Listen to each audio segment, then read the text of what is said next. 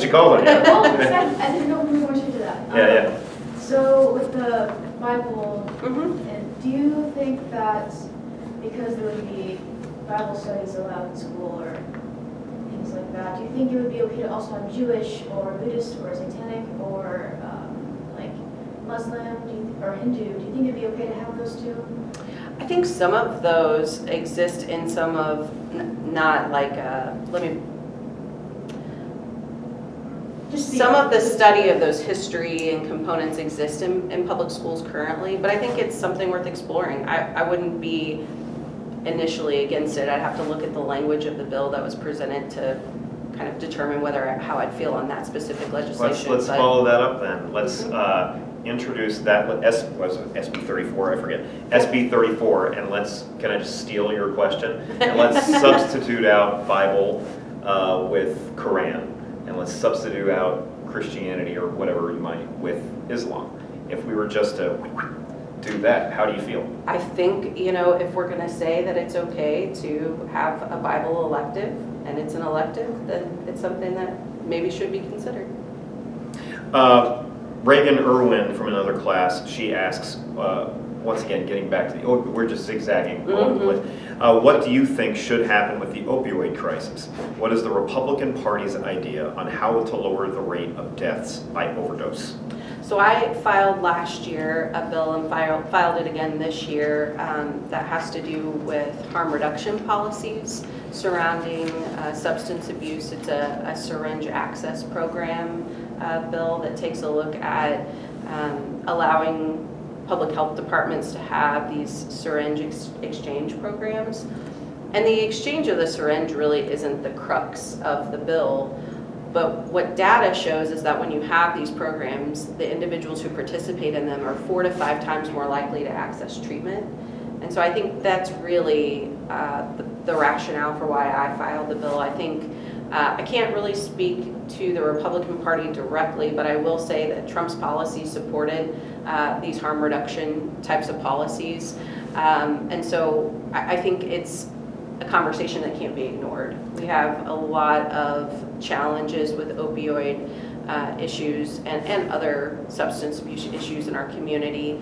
Another bill that I filed this year was to require the Department of Health and Senior Services to just have an educational pamphlet that can be readily available to the public about non-opioid pain management. And it was kind of a piggyback off of a bill that I had amended onto a bill last year that passed that dealt with advanced directives for opioids in healthcare. So an advanced directive is when you sign something with your physician saying, this is the type of care I want, this is the type of care I don't want. And this advanced directive for for opioids would say, hey physician, I don't want opioids in my care, if at all possible. Now there are going to be some situations where a doctor says, well, I can't manage your pain if you were just in a trauma accident without something like this. But in all aspects possible, I don't want opioids because I'm, more prone to substance abuse or things like that. But that's kind of giving that choice and option to the patient and allowing them to let their physician know how they feel about those things before it happens, so that physicians aren't kind of flying blind in that situation. Okay, last question from me, and I'll leave the floor open for a beat after this. And again, ma'am, just thank you for your time, for being flexible today. Yes. In a slightly different format. Kaylee Neighbor asks, this is relevant to you. Because we're having a presidential election, but it's not just presidential election. You'll be on the ballot. I will be. Everybody in the House is on the ballot. Every 2 years. Every 2 years. So with the presidential election getting closer, what advice would you give to first-time voters in regards to what actions they should take before voting? Research every candidate. Go and find places. I love that you're having the Springfield votes, for our school board election. Go and find places where you can hear from them directly, or for our presidential and for those that are national, you may have to go online and find some things. But don't trust the one-liners in the media. Do your own research and find out where they stand on the issues, and then make your choices based on that information and data that you've collected. But always vote. Make sure you always vote. All right. Any other thoughts? Bring us home, ma'am. Okay, so I'm going Bring us home. to big women's issues. Are you still pro-life? So if if we altered the way the abortion laws are in Missouri and accessed it to people who have been sexual assault victims or incest victims or people or mothers who just can't have this child or else they would die, do you think it would be better to have that, or are you still pro-life in cases of incest, in cases of sexual assault, in cases of a mother? Because I believe right now, as the law is written, you can if your life is at risk. Life, the mother However, is the other examples you mentioned, there are not exemptions for. Yeah. So your thoughts? Yeah, I think it's a really important question, and I think it is, I'm grateful that you're engaged in asking the question. You're correct that in our current law, the life of the mother is considered and can be taken into account, and that would certainly be a non-starter for me. I mean, if the life of the mother is at risk, that should be in there. For rape and incest, I think that where I have struggled is that the language that I've seen so far doesn't really delineate how does, there's trauma surrounding those things, and how does the woman go and report those things, what's required of her to make that determination is concerning to me. So I think that's my struggle and that's my challenge.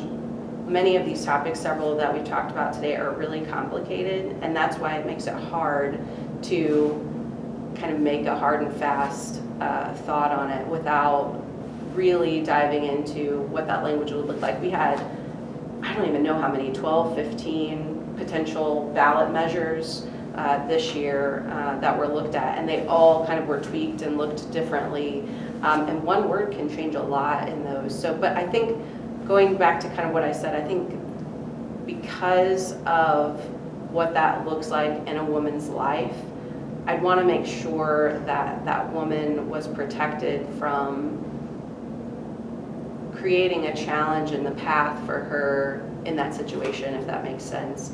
Right now, like I was looking at another state, and they require, you have to go file a police report, you have to, like, all of these steps, I think, make that a challenge. And what if a woman was to just say, like, I just can't do those things, or, you know, and where do we draw those lines? It's complex for sure. Keep engaged on it, though. I think it's important to continue asking the questions.